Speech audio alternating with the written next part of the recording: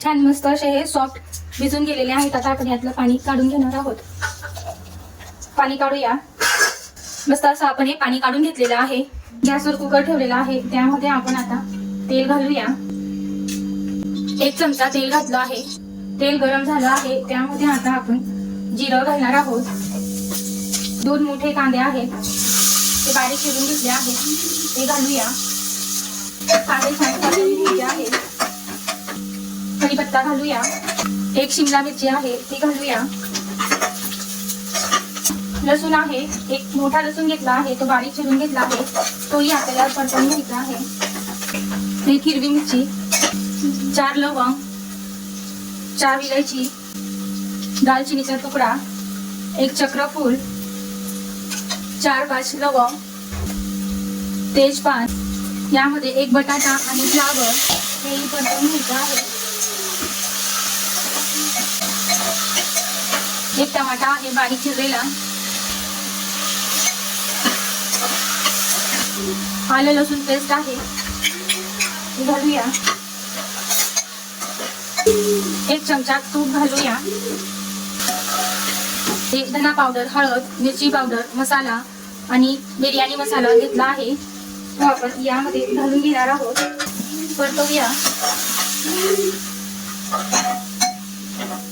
सोयाबीनची वडी घालूया. वडी आपल्याला छान मसाल्यामध्ये परतवून घ्यायची आहे. अर्धी वाटी दही घ्यायची आहे. दही आपल्याला खट्टी असायला नको. दही घालूया. दही घालून आपल्याला हे सगळं मिश्रण एकत्र करून घ्यायचं आहे.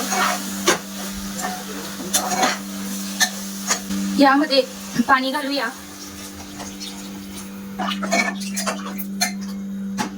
कोथिंबीर घालून घेणार आहोत. चवीनुसार मीठ घालूया. पाणी छान उकळलं आहे.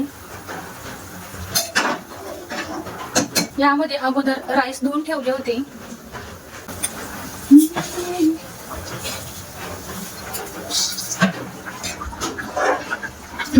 छान आपल्याला हे उकळून घ्यायचे आहे. दर्जेबाज मस्त असं आपण एक उकळी काढून घेतलेली आहे.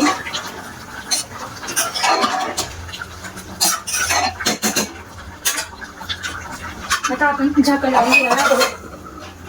झाकण लावून आपण शिट्टी देऊया. बघा मस्त असं गरमागरम पुलाव तयार झालेला आहे.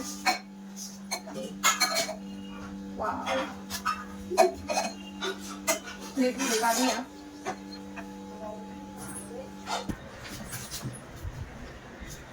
मस्त असा आपला हा सोयाबीन पुलाव तयार झालेला आहे.